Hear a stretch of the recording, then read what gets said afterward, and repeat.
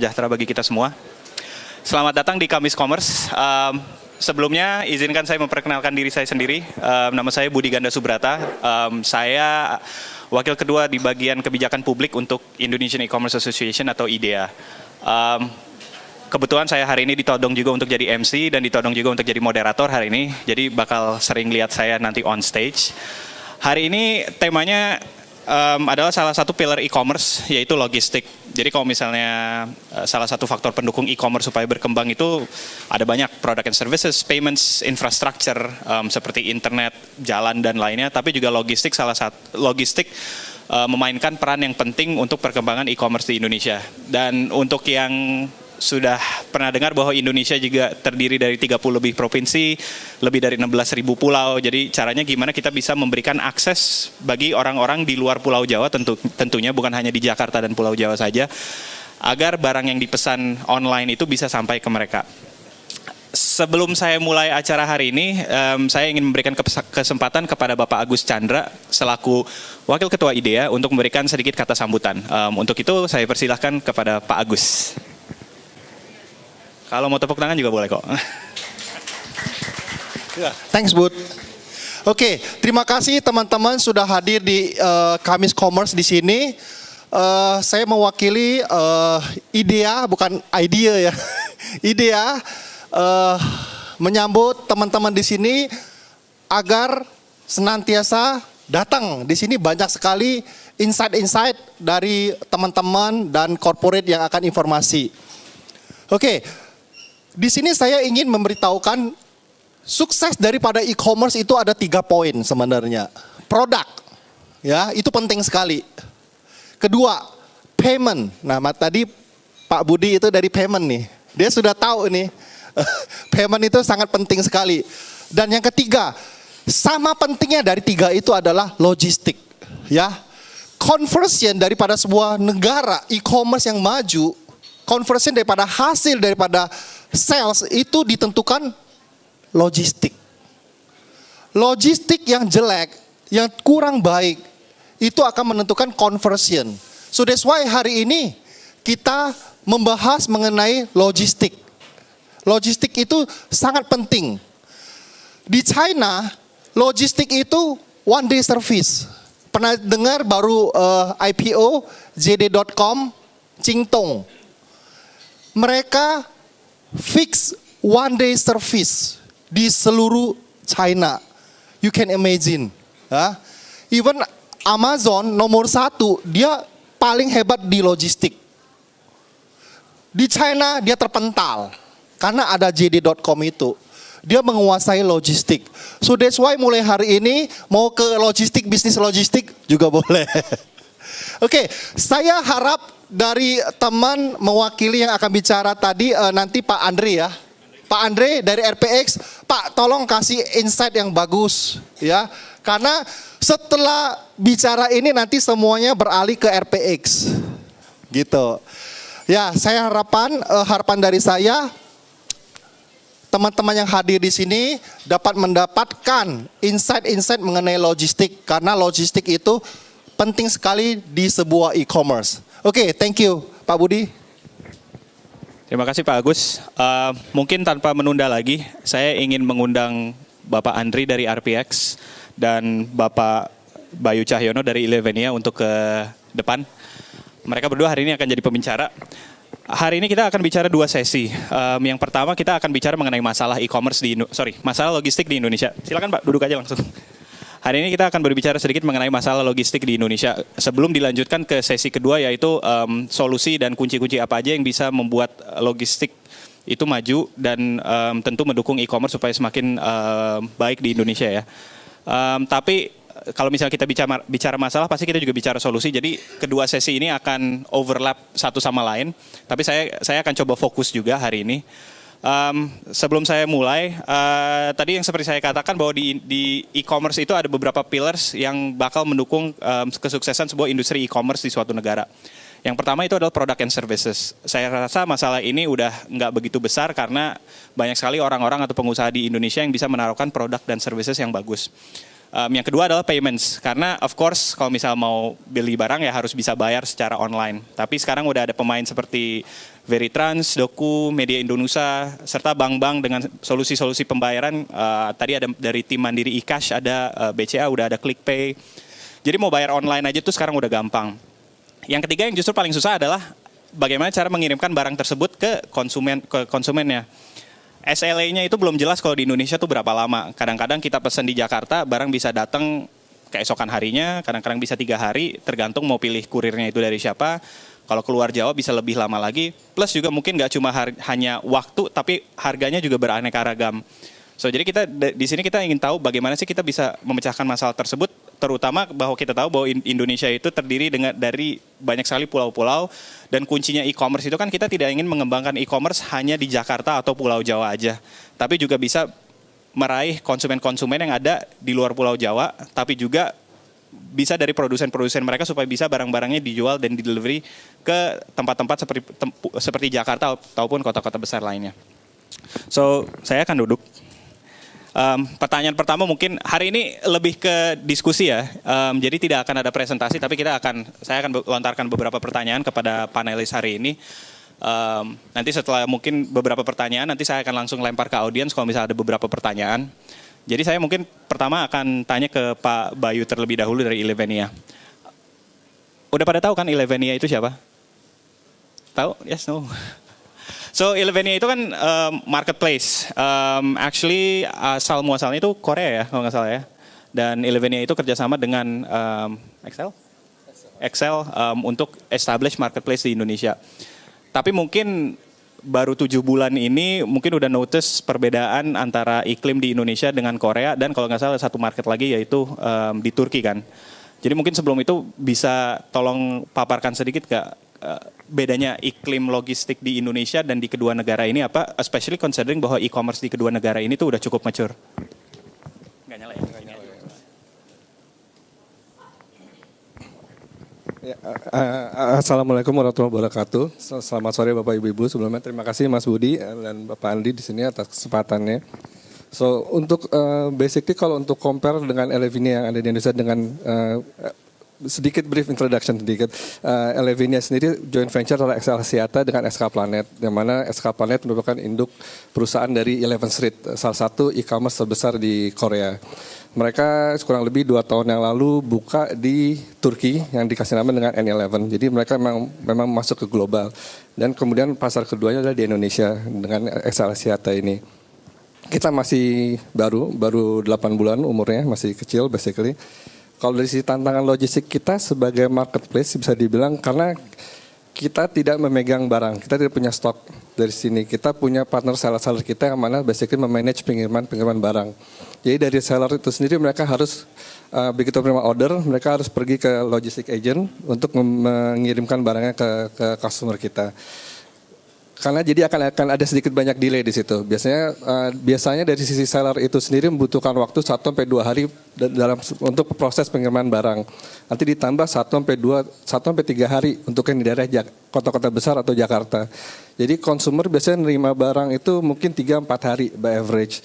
Itu untuk daerah kota-kota besar. Untuk yang di luar Jakarta bisa lebih dari seminggu.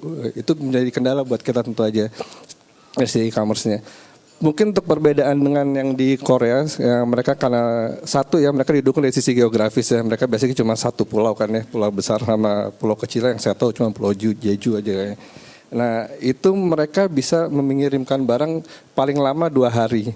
Sampai e-commerce di sana bisa memberikan garansi pengiriman. Kayak untuk 11 Street sendiri, perusahaan yang di Korea itu sendiri, mereka memberikan policy kalau barang dikirim lebih dari 2 hari, mereka akan memberikan insentif, mau itu berupa cashback atau mungkin poin atau mileage yang mereka ada dari program mereka. Kalau dari si tantangan kita ya tentu aja lebih ke jangkauan. Tadi sebagai marketplace kita banyak mengajak UKM. Nah tim kita memang banyak sudah keluar daerah. Jadi kendala dari sasaran mereka adalah mereka khawatir dari sisi pertama mereka harus pergi ke logistik agentnya yang mana jangkauannya agak jauh dan juga dari harganya yang mana jatuhnya lebih mahal. Mungkin sebagai contoh kita beberapa bulan yang lalu kita bikin promo sambal burudi yang mana lagi in banget tuh.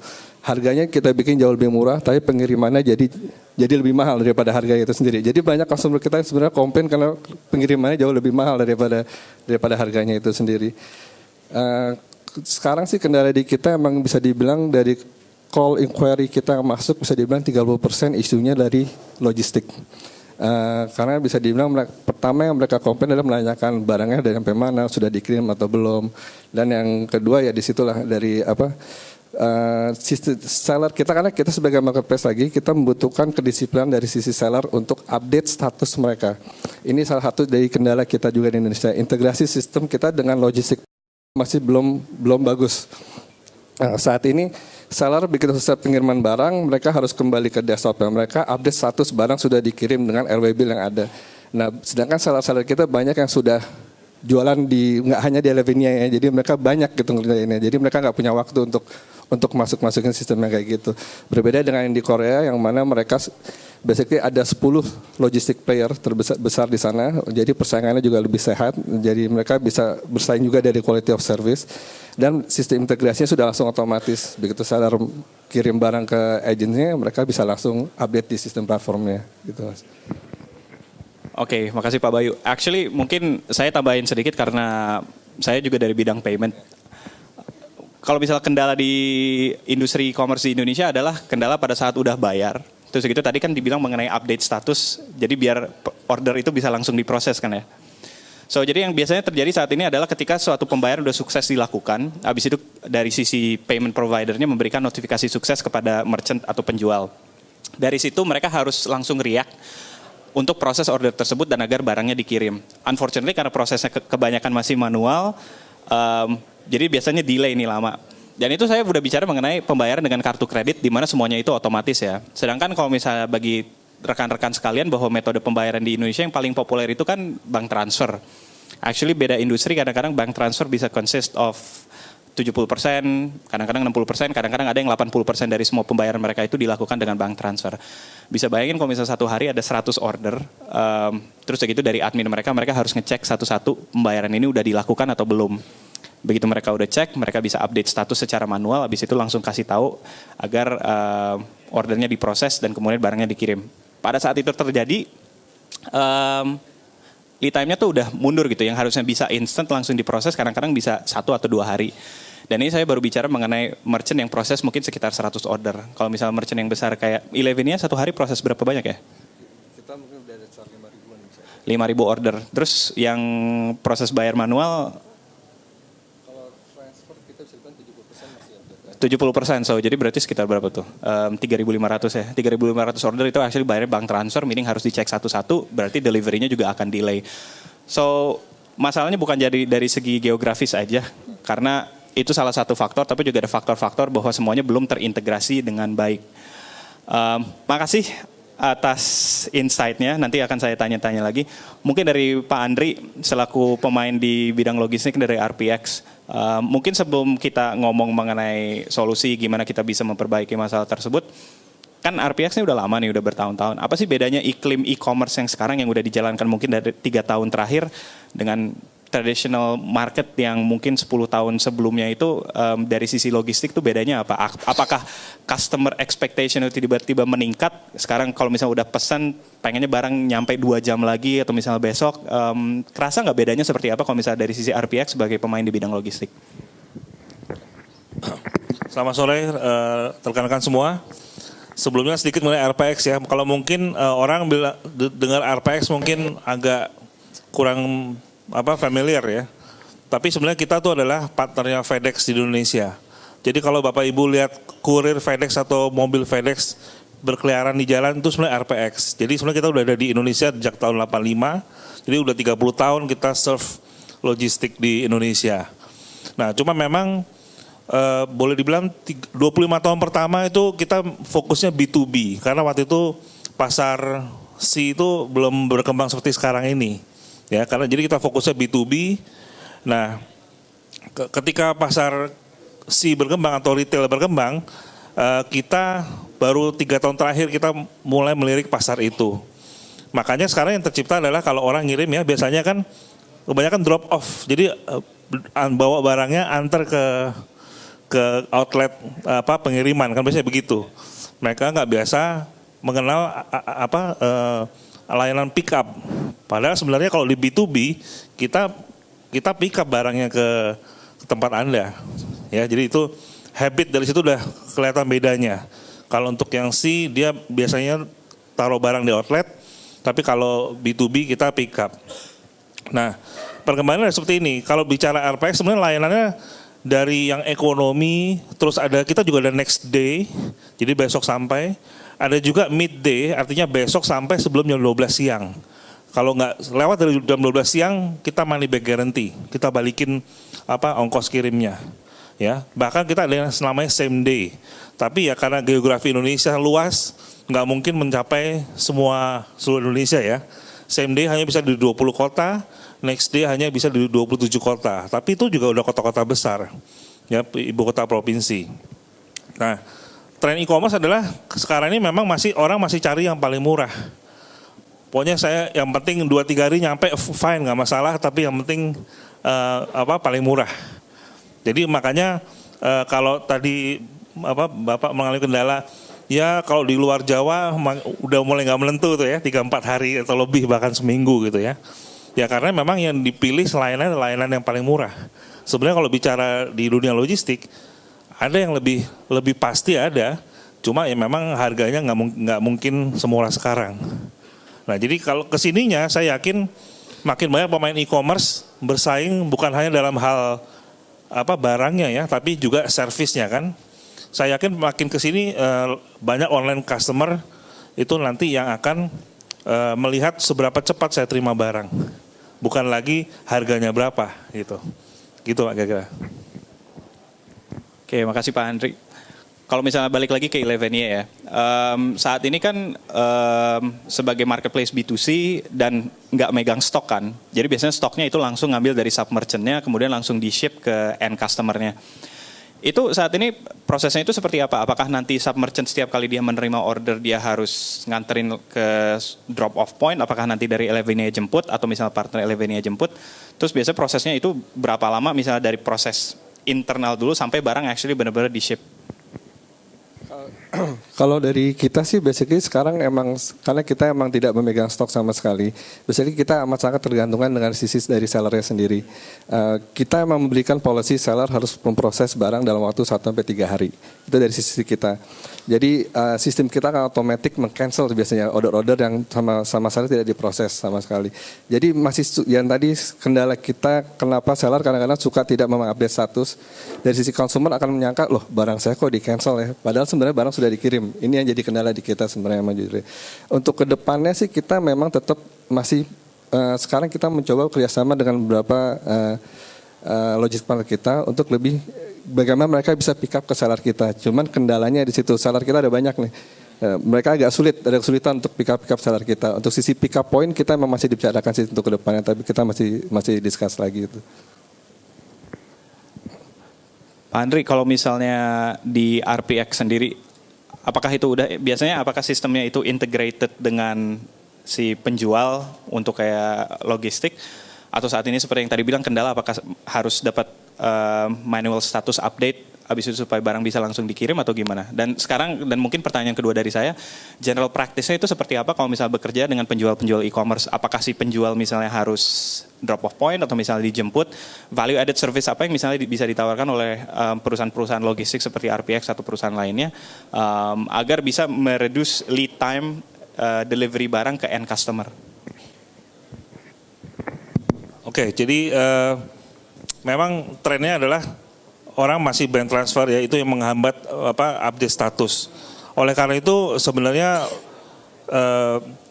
dimulai dari 2 tahun terakhir itu banyak pemain logistik itu mengintroduce layanan COD, cash on delivery. Jadi itu menjadi salah satu opsi ya, karena rupanya behavior orang Indonesia masih belum terlalu percaya beli online karena mungkin pernah dengar orang ketipu atau gimana ya.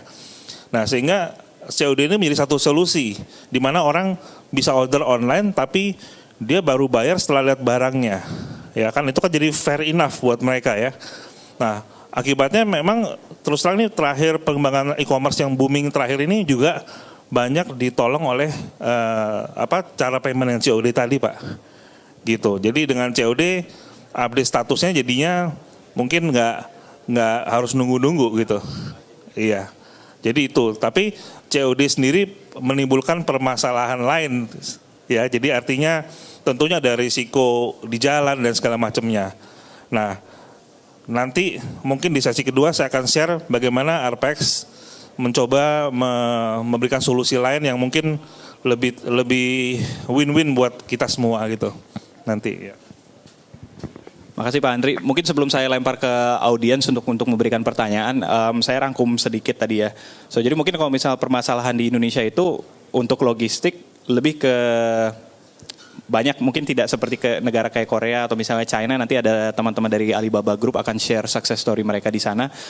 Indonesia itu kan world's biggest archipelago, 16.000, 17.000 pulau, nggak semuanya inhabitable of course, tapi beda sama misalnya kayak market seperti Vietnam atau China di mana itu mereka merupakan satu huge landmass dan infrastrukturnya juga ya sudah tergolong jauh lebih baik gitu. Tapi juga dari sisi integrasi antara sistem pembayaran, update logistik dan juga in-house stock system mereka gitu, dan pemrosesan misalnya suatu transaksi sukses sudah dibayar sampai akhirnya mengetahui bahwa barang ini bisa langsung dikirim atau enggak, dan itu delaynya actually bisa berjam-jam. So sebenarnya banyak sekali faktor-faktor yang jadi kalau misalnya kita bilang logistik itu juga harus improve themselves supaya consumer bisa mendapatkan barangnya jauh lebih cepat di Indonesia. Tapi ya mereka juga banyak dependensinya, integration system di website e-commerce itu sendiri, payment methodnya, itu masih ada challenges-nya juga, gimana supaya semuanya itu seamless. Jadi dari satu proses ke proses lainnya sampai shipment, sampai actually barang sampai ke customer itu terlalu banyak frictionnya sih. So jadi mungkin saya akan langsung lempar aja ke audiens kalau misalnya ada pertanyaan. Mungkin ada yang mau nanya nggak?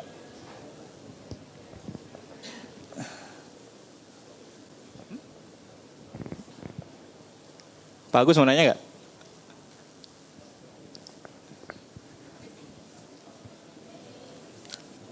Sorry Pak, saya tanya sedikit daripada diam-diam sini Pak. Saya sudah buka harus tanya, itu biar seru. Pak, bisa kasih solusi nggak Pak ya?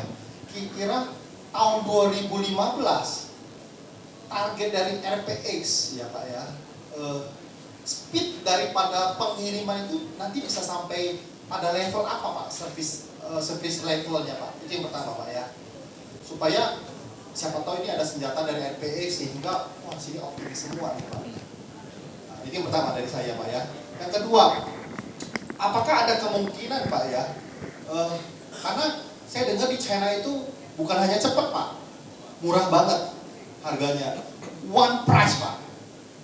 Apakah memungkinkan di Indonesia Pak?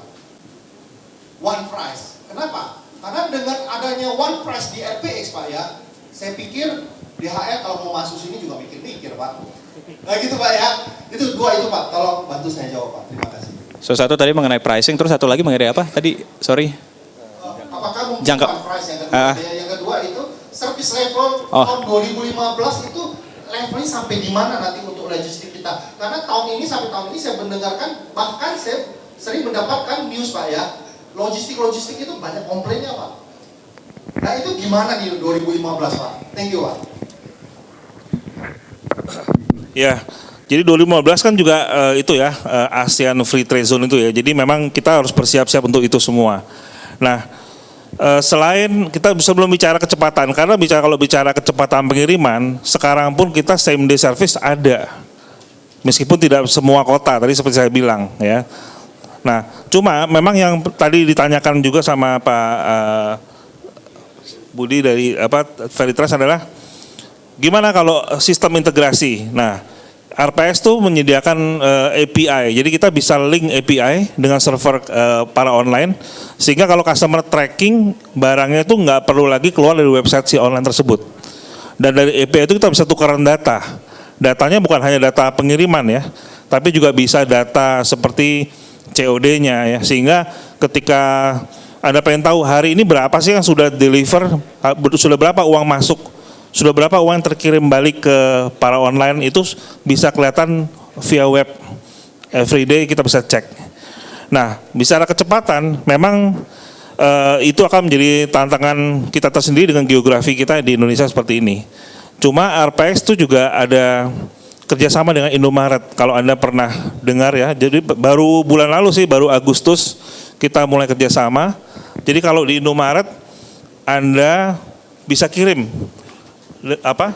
Jadi kalau di Indomaret Anda tinggal lihat aja, ada packaging seperti ini ya, di mana nanti Anda tinggal tulis pengirim sama penerima di sini, seperti kartu pos. Zaman dulu kan kita kalau nulis kartu pos kan tinggal tulis di sini. Jadi nggak usah lagi tulis di kertas lagi, tulis di sini, masukin barangnya, kasih ke kasir Indomaret, ya, kasir Indomaret key in, dia nggak perlu nelpon. Begitu dia tekan enter di cash registernya, itu udah langsung udah nyuruh kurir datang untuk pick up barang ini. Ya, jadi ini juga salah satu solusi untuk mempercepat. Ya, karena Indomaret itu ada di Jakarta ada 3.500 outlet dan seluruh Indonesia ada 10.000. Memang kita saat ini kita baru aktifkan Jakarta, tapi untuk pengiriman ke seluruh Indonesia. Jadi untuk originnya bisa Jakarta, untuk seluruh Indonesia. Tapi nanti awal tahun depan kita aktifkan semua seluruh Indonesia 10.000. Jadi nanti kalau Bapak Ibu mau kirim, nggak usah susah-susah, karena kan Sabtu Minggu Indomaret buka. Kadang-kadang ada 24 jam kan, tinggal cari plastik kayak begini, tanya aja sama kasir Indomaret. Udah masukin barangnya, kirim. Dan ini satu plastik maksimum 2 kilo. Ini flat rate, tadi jawaban tadi Pak Budi adalah flat rate kan, tapi nggak bisa flat rate untuk semua kota tujuan ya, karena Surabaya sama Papua beda jaraknya, nggak mungkin flat rate. Tapi ini flat rate-nya untuk 2 kilo, jadi mau diisi sebanyak mungkin asal maksimum 2 kilo, harganya flat, gitu. Jadi itu jawaban tadi untuk pertanyaan Pak Budi. Pak Gus ya, sorry. Oke, makasih Pak Andri. Ada pertanyaan ya Bu, silakan.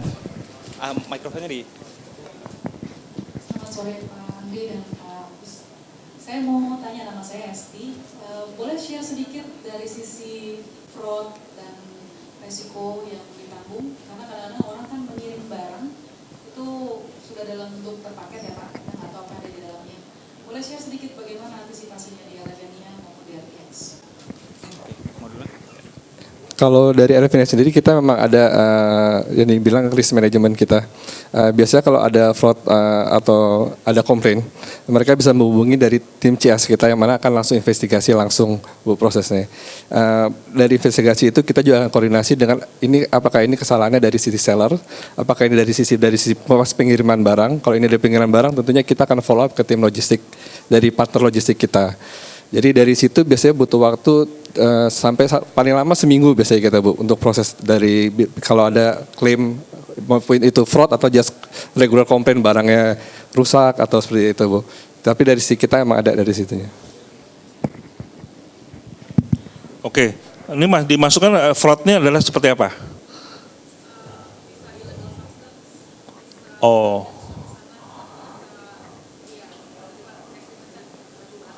Oke. Ya jadi gini, kalau marketplace memang agak repot ya karena pengirimnya bisa macam-macam. Tapi kalau customer online mungkin seperti Zalora atau Lazada yang memang menyetok barangnya itu lebih terkontrol ya. Nah, tapi memang semua barang kan pasti kita X-ray. Begitu kita pick up sampai di station kita X-ray. Jadi kelihatan mau customer yang bohong atau enggak itu kelihatan. Ya. Terus kalau bicara ternyata barangnya tidak sesuai dengan yang dia order. Ya biasanya sih ketika kita deliver, biasanya customer buka dulu sih barangnya, bener nggak yang seperti yang di order. Kalau dia nggak merasa, oh ini bukan gini, warnanya salah nih, saya pesannya hitam kok dia datangnya biru misalnya gitu. Dia bisa balikan lewat kurirnya. Jadi kurirnya nanti akan bawa barangnya ke station balik, dan dia akan telepon ke customer service-nya, misalnya Elevania, untuk resolusinya gimana, gitu. Jadi nggak usah khawatir. Kalau bicara kerusakan atau bahkan kehilangan tuh kecil sekali kemungkinannya karena domestik, gitu. Kalau dalam hal misalkan illegal substance gimana? Misalkan ada orang bisa kirim vitamin, bentuknya tetap kapsul atau Iya. Nah, makanya dari X-ray itu kan ketika barang misalnya keluar kota pasti lewat Cengkareng dong ya, lewat kargo terminal itu kan di X-ray. Dari situ kelihatan barangnya apa. Kalau memang barangnya contohnya misalnya dangerous good, orang kirim minyak wangi itu kan ada alkoholnya ya yang mudah meledak atau apa. Itu biasanya nggak boleh naik pesawat. Itu biasanya ya udah barang kita tahan, kita akan call balik ke customernya atau kita kasih solusi lewat darat, jadi lewat tracking gitu. Tapi kalau ilegalnya seperti sabu-sabu gitu ya, ya memang nggak bisa. Jadi ya kita tahan dan mungkin kita akan laporkan ke polisi gitu. Seperti itu. Mungkin sekedar menambahkan kalau untuk illegal substance atau apa mungkin kalau dari sisi logistik playernya mungkin agak susah, tapi biasanya kalau pemain kayak Elevenia atau marketplace lainnya kan mereka ada proses KYC-nya untuk submerchant-nya kan. Malah kalau nggak salah sama pemerintah juga mau diregulasikan bahwa untuk setiap enabler atau platform seperti marketplace yang ingin acquire submerchant itu harus punya KTP, NPWP, harus berupa PT. Jadi justru ini bakal memperhambat industri di mana C2C sellers itu bisa berjualan online. Tapi itu kan masih dalam diskusi. Tapi biasanya sih setiap marketplace itu punya policy-nya masing-masing. Apakah sebelum shipment itu mereka cek dulu, apakah orang-orang ini bisa dipercaya. Dan biasanya itu udah ada terms and condition bahwa barang-barang apa aja yang harus dijual. Actually mungkin menarik, saya juga mau nanya lagi mengenai fraud. Karena kan ini fraudnya tadi lebih dari sisi kalau misalnya seller ngasih barang yang tidak sesuai ekspektasi. Saya ada 2 pertanyaan. Yang pertama itu adalah gimana kalau misalnya fraudnya sendiri itu datang dari customer? Karena yang misalnya pernah kejadian kayak gini, saya beli barang misalnya kayak di satu marketplace, terus gitu saya pilih, misalnya semua udah terintegrasi ya, saya pilih shipment yang memang paling murah, jadi sehingga kalau paling murah itu kan dibilang, oh tidak bisa di-track kan, wajar. Terus barang udah datang, tapi saya tetap telepon ke marketplace-nya bilang, saya nggak pernah terima barangnya, tolong kirim ulang dong. Itu masih kemungkinan terjadi kan. Dan kadang-kadang juga bisa shipment pakai kurir, tapi bisa juga shipment pakai pos. Kalau misalnya shipment pakai kurir mungkin itu mitigasinya di situ ya, si kurirnya kan bisa ada tanda terima, tanda tangan, tapi kalau misalnya pakai pos bilang pura-pura hilang padahal sebenarnya udah terima jadi minta barang dikirim lagi, itu bisa atau enggak? Pertanyaan yang kedua itu actually mengenai cash on delivery. Kenapa sih cash on delivery itu nggak populer di Indonesia? Karena atau mungkin populer, tapi paling nggak yang pernah saya dengar di Vietnam itu cash on kalau misalnya semua payment online e-commerce, credit card, internet banking, bank transfer itu semua digabung jadi satu, itu hanya 1%. 99% itu cash on delivery semuanya. Jadi kenapa misalnya di Indonesia itu belum populer? Mungkin ini terserah, bisa dari Elevenia bisa jawab atau misalnya dari Pak Andri dari RPX juga bisa jawab. Mungkin kalau dari Elevenia mengenai fraud yang dari sisi consumer ya Mas. Untungnya untuk saat ini dari Elevenia belum pernah itu kejadian. Saat ini dari yang kita tahu belum pernah ada yang kejadian.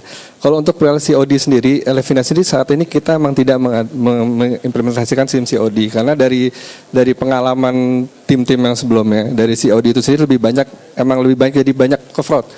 Pertama dari marketplace kita nggak bisa kontrol karena kalau misalnya customer udah pesan barang, suka kalau COD itu begitu mereka lihat saya nggak jadi deh, minta dibalikin. Nah kalau kita kan nggak dibalikin ke kitanya, nggak ke Elevenia, tapi dibalikinnya ke sellernya lagi. Nah ini jadi kendala buat kita. Jadi dari situ kita langsung bikin policy, kita tidak terima COD untuk saat ini. Dari situ Mas. Oke, kalau dari RPX sendiri yang pasti setiap barang itu dari sejak pick up sampai delivery itu di scan. Makanya even yang plastik Indomaretnya pun ada barcode-nya nih. Barcode-nya yang ini ya, yang putih. Kalau ini barcode SKU, sama kalau beli Coca-Cola itu kan ada barcode-nya ya, ini sama. Tapi kalau barcode yang putih ini barcode pengiriman yang unik untuk setiap amplop. Nah, dengan di barcode ini setiap kali perpindahan barang itu di-scan Pak oleh kurir. Dan ketika diterima oleh si pembeli itu ada proof of delivery-nya, dia tanda tangan. Jadi kalau ditanya, oh saya belum terima, itu ada kok tanda tangannya. Dan itu kita laporkan ke Elevenia atau ke para pemain online. Jadi fraud seperti itu kayaknya juga mungkin nggak banyak, ya, nekat ya kalau kayak gitu kan. Nah tadi yang kedua adalah mengenai COD. COD itu justru kalau buat kita di Indonesia cukup populer Pak. Karena apa? Karena penetrasi orang yang punya account di bank itu juga di Indonesia kan masih sedikit. Penetrasi orang yang punya kredit card apalagi lebih sedikit lagi, ya. Jadi justru banyak orang yang punya uang cash Dia mau beli online, tapi karena dia nggak punya ATM, dia nggak punya credit card, dia nggak bisa beli. Makanya COD jadi salah satu-satunya jalan. Ya contoh juga banyak pelajar yang memang mungkin belum dikasih credit card atau ke bank account sama orang tuanya. Ya jadi jangan heran kalau online misalnya jualan misalnya sabun atau apa, itu bisa-bisa ketika kita delivery COD, yang order sebenarnya pembantunya, gitu. Karena pembantunya nggak punya account. Tapi ya itulah fenomena COD. Akhirnya jadi yang tadinya nggak bisa beli online, jadi sibuk beli online dari mobile pun mereka aktif gitu. Ya Pak.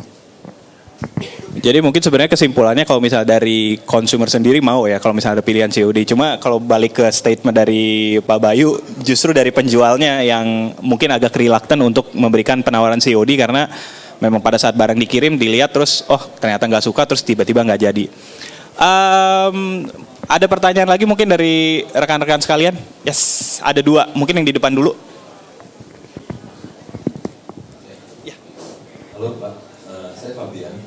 Saya mau tanya 2 pertanyaan. Satu, banyak yang komplain soal logistik gitu ya, katanya lama, terus suka pas nyampe rusak lah barangnya atau sesuai. Dan masalah ini pasti dialami oleh semua logistik company gitu, mau itu RPX, DHL, TVJ-nya, apapun yang gede-gede semua di bagian kecil-kecil.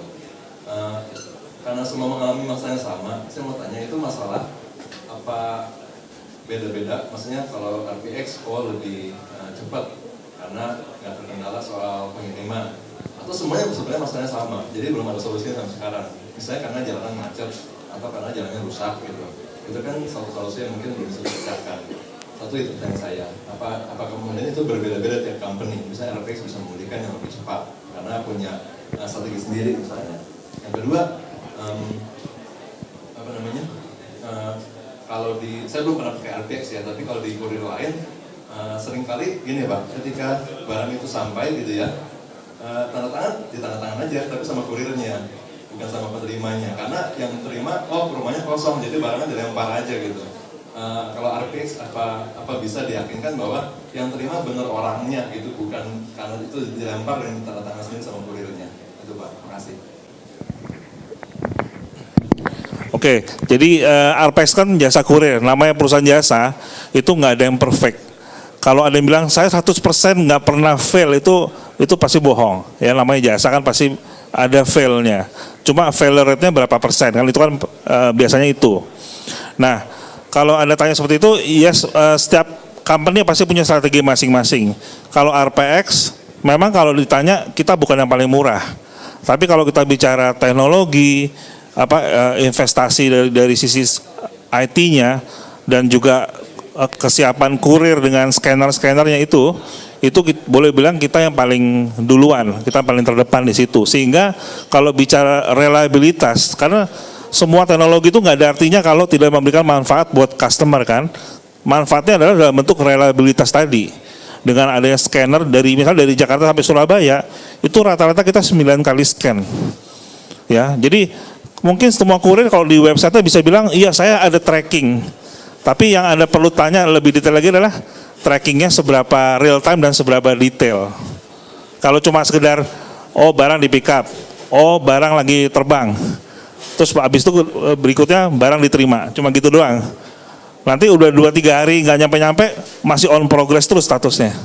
Ya, nah itu yang menurut saya ya itu tracking abal-abalan gitu ya. Gitu. Nah, jadi itu jawaban yang pertama. Yang kedua tadi apa Pak? Sorry Pak. Yang kedua, gimana meyakinkan saya sebagai gitu, bahwa yang terima Oke, iya. Yes. Nah, karena kalau RPX ya, karena memang kita harus yang tanda tangan bukan kurirnya, harus si penerima. Tapi penerimanya nggak harus orang itu. Jadi bisa saja orang rumah, tapi mungkin saudaranya atau ayah ibunya nggak masalah, dia bisa tanda tangan di situ. Tapi yang pasti kita nggak akan lempar dalam keadaan rumah kosong atau titipin tetangga, itu enggak. Karena memang syaratnya adalah tanda tangan tuh harus di orang yang penerima. Dan tanda tangannya kalau di RPX tuh tanda tangannya di PDA-nya kurir, bukan di kertas. Jadi PDA-nya kurir itu sekaligus sebagai scanner. Bahkan kalau mau RPX bisa foto orang yang nerima, udah pakai PDA itu. Nanti ada slide-nya nanti mungkin kalau saya bisa tampilkan. Ya, makasih. Mungkin saya mau nanya aja kalau seandainya best case scenario ternyata ada orang lain di rumah gitu. Tapi kalau misalnya delivery ke apartemen terus segitu nggak ada orangnya. Soalnya kalau misalnya di Singapura kan pada saat pengiriman barang dan kalau misalnya di rumahnya itu nggak ada orang, biasanya mereka akan titip di kantor pos atau pick up point. Kira-kira kalau misalnya untuk mengatasi masalah seperti ini karena mungkin saja terjadi kan, itu gimana strateginya? Nah ini makanya kita kerjasama sama Indomaret. Mungkin sekarang masih baru, kita belum meluncurkan layanan tersebut, tapi dalam waktu dekat kita bisa delivery ke Indomaret terdekat dengan si apartemen. Jadi nanti dia nggak perlu nunggu, begitu pulang kantor, ya udah mampir Indomaret terdekat, ambil barang di situ, udah pulang apartemen. Jadi itu solusi lain dengan partnership kita dengan Indomaret gitu. Alright, makasih Pak Andri. Tadi ada pertanyaan lagi satu di belakang. Oke, selamat sore, saya Fresi dari Media Indonesia. Saya pertanyaannya untuk Mas Bayu dan Pak Andri. Seperti yang kita semua tahu bahwa 2015 bentar lagi kita akan masuk ke ASEAN Community. Akan banyak perusahaan-perusahaan dari ASEAN akan masuk dengan mudahnya ke Indonesia. Apa sih strategi dari LFNIA sendiri dan RPX untuk menanggapi isu ini? Karena dengan semakin banyaknya otomatis kompetitor yang di luar sana mungkin lebih besar masuk ke pasarnya Indonesia. Strateginya apa sih? Thank you. Mungkin kalau dari Elevinia sendiri, kita emang saat ini masih fokus untuk di lokal produk. Tapi walaupun begitu, untuk saat ini sebenarnya Elevinia juga sudah ada beberapa global produk, karena kita saat ini kerjasama dengan beberapa produk dari Korea sebenarnya. Tapi ini kita kerjasama dengan seller kita, jadi seller kita yang provide produk-produk dari luar kirim ke kita basically. Jadi sebenarnya untuk antisipasi preparation dari barang dari luar tuh kita udah bisa sebenarnya dari sistem kita. Cuma kita tinggal ngeliat aja bagaimana nanti di tahun depan progresnya seperti apa. Jadi kita juga mau melihat dari sisi pasarnya seperti apa nanti ke depannya. Cuman ya memang tadi kalau untuk 2015 sebenarnya kita masih lebih fokus ke lokal produk karena kita lagi approach banyak UKM-UKM yang di kita sebenarnya. Oke, kalau dari logistik mungkin lebih mudah ya. Karena gini, secanggih-canggihnya IT-nya kalau nggak bisa punya network sampai last mile juga percuma kan. Jadi kalau Anda tanya strateginya apa, ya kita tinggal memperkuat network kita di seluruh Indonesia. Even ada logistik masuk dari luar asing Indonesia, mereka belum tentu punya network yang sebesar RPX punya, ya. Nah, jadi kita harus jadi tuan rumah di negeri sendiri, itu satu. Makanya kita mencoba bangun IT sistemnya segala macam supaya bisa ngobrol nih sama yang di luar yang sudah lebih maju 10 tahun dari kita. Karena mereka pasti punya requirement yang lebih maju lagi. Makanya kita mempersiapkan diri untuk itu. Nah, kemudian uniknya RPX yang berikutnya adalah karena kita partnernya FedEx. Sampai hari ini kita masih deliver shipmentnya FedEx di Indonesia. 30 tahun kita sudah berpartner dan asal Bapak Ibu tahu, FedEx itu 30% shipment yang masuk Indonesia itu adalah dari personal. Jadi orang order dari eBay, dari manapun itu masuk ke Indonesia. Jadi sekarang nih nggak usah tunggu 2015, sekarang pun yang namanya cross border trading ini sudah mulai terjadi. Nah oleh karena itu memang kita harus menyiasati dengan bagaimana aturan bea cukai yang mudah buat para pemain online itu masuk ke Indonesia itu apa sih aturan yang mudah supaya duty and tax yang di charge itu ke customer itu jelas. Jadi hal-hal seperti itu. Jadi tapi kita memang sudah menyiapkan ke arah sana, Mbak. Gitu. Oke, makasih. Mungkin kita ada sebelum kita masuk ke sesi berikutnya mungkin ada waktu buat 1 atau 2 pertanyaan terakhir. Yes, no. Ya, silakan di pojok.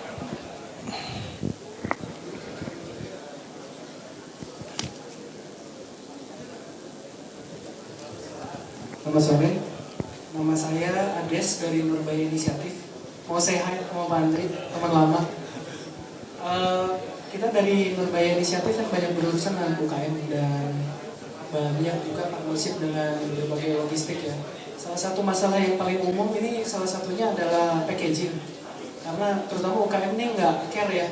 Jadi banyak orang nerima plastik hitam digulung-gulung gitu pakai double tape. selotip hitam gitu ya. Terus pas kita mau buka kan susah, mau gunting takut misalnya dalamnya baju itu robek atau di cutter gitu. Nah,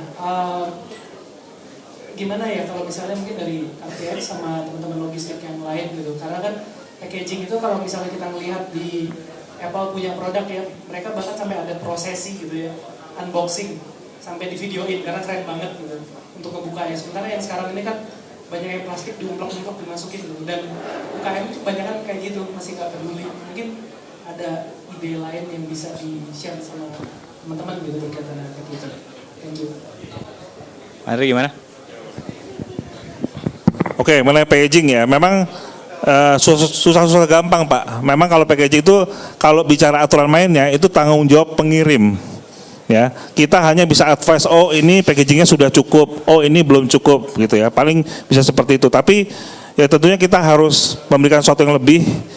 Ya makanya, contohnya lagi-lagi dengan Indomaret ini kita sediakan packaging seperti ini. Yang mana mungkin untuk beberapa komoditas itu masuk baju ya. Tapi kan ada juga orang bilang, oh saya mau kirim barang nggak masuk ke plastik, ini gimana? Nah itu yang memang harus disiasati. Ya jadi mungkin kedepannya kita akan introduce di mana orang nggak usah pakai plastik ini, tapi asal dia kirim barangnya di kotak dia tulis pengirim siapa, penerima siapa, itu udah bisa langsung kirim. Contohnya seperti itu.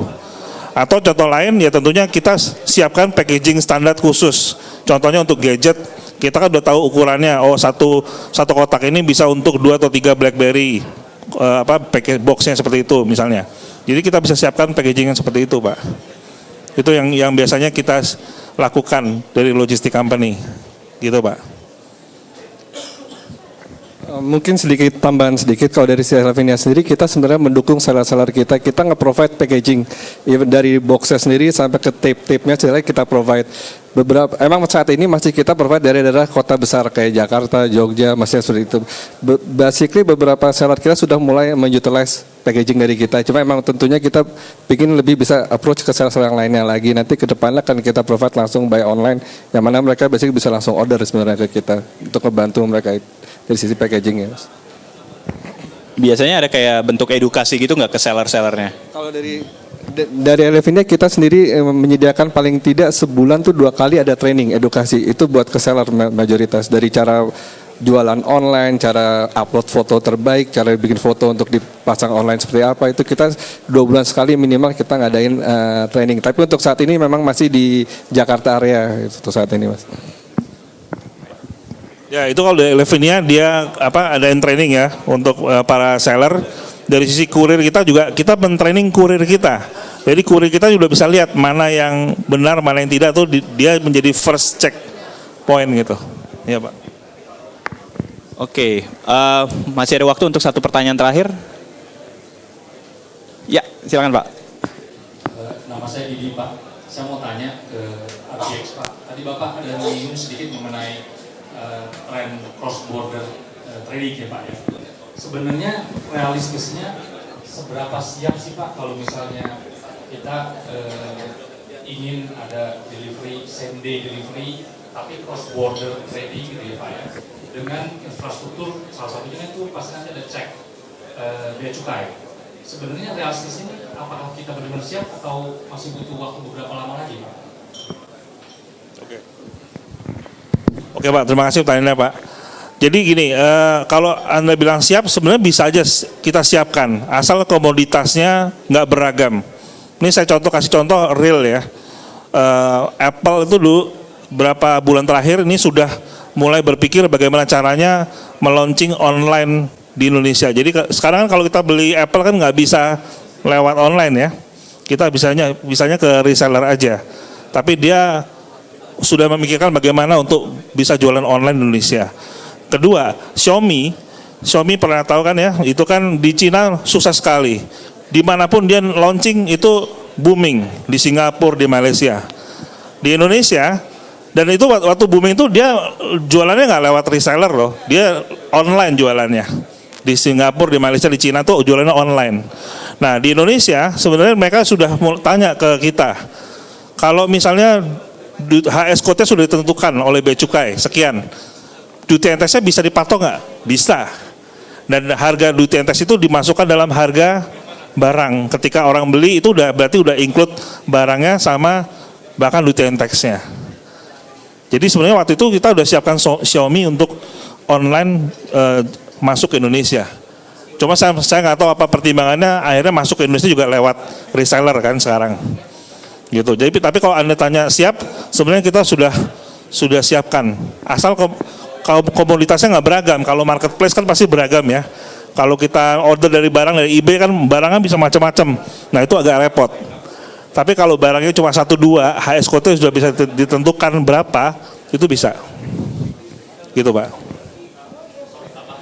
Boleh. Pak, nah pertanyaannya kalau misalnya ada cross border seperti itu, kalau pengiriman di hari Sabtu atau hari Minggu, di mana custom kita di sini kan bea cukainya nggak buka.